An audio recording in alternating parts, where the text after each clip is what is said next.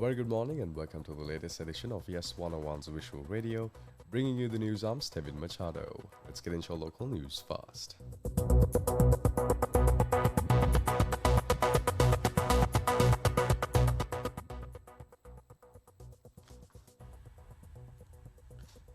President Anurukumar Dissanayake says that while economic progress is important, the spiritual development of the people is equally vital for the country. He made these remarks while attending the centenary celebration of the Poson Perahera at the historic Atkanda Rajamahaviharya in Kurunegala.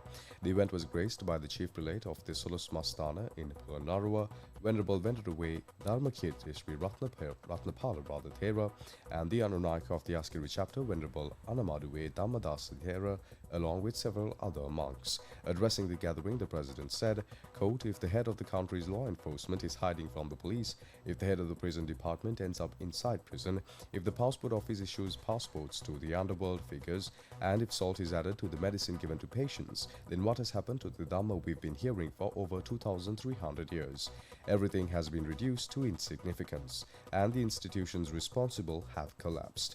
He further stated, "We expect our foreign reserves to reach $7.3 billion by the end of this year.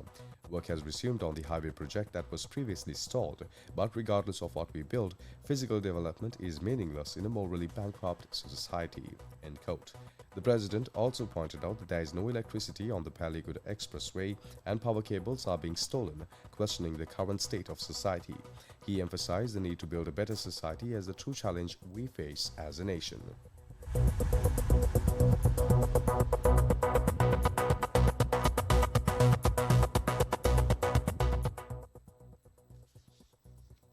Moving on, the Welfare Benefits Board says that the process of gathering information from the beneficiaries under the second phase of the Asvasuma scheme is now 95% complete.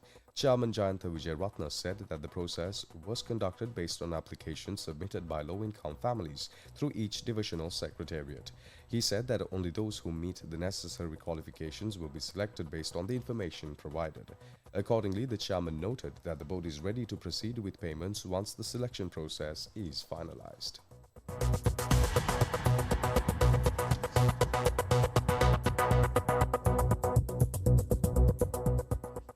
In more local news, 2 police sergeants have been arrested by the officers from the Commission to investigate allegations of bribery or corruption on charges of accepting a bribe. They are accused of attempting to obtain 25,000 rupees from an individual to allow the continuation of a standard transportation business without interference and to avoid taking legal action against it. The 2 police sergeants are attached to the Ampara Divisional Criminal Investigation Division. The suspects are scheduled to be produced before the court. Up next is international news. International news.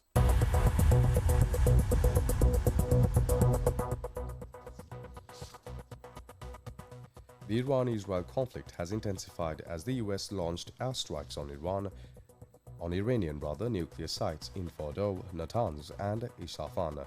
President Trump called the strikes, quote-unquote, very successful. Israel continues targeting military sites in Tehran while Iran responded with missiles and drones. Most were intercepted. Over 430 people have been killed in Iran and 24 in Israel. Internet in Iran remains cut. Iran warns against further US involvement and says diplomacy will follow its military response. Up next is sports news. Sports news.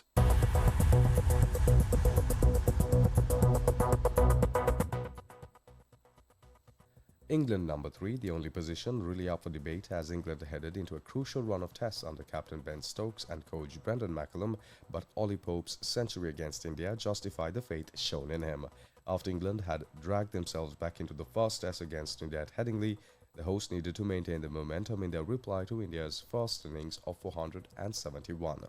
The world's highest-ranked bowler, Jasprit Bumrah, removed Zach Crawley in the first over to bring Pope to the crease.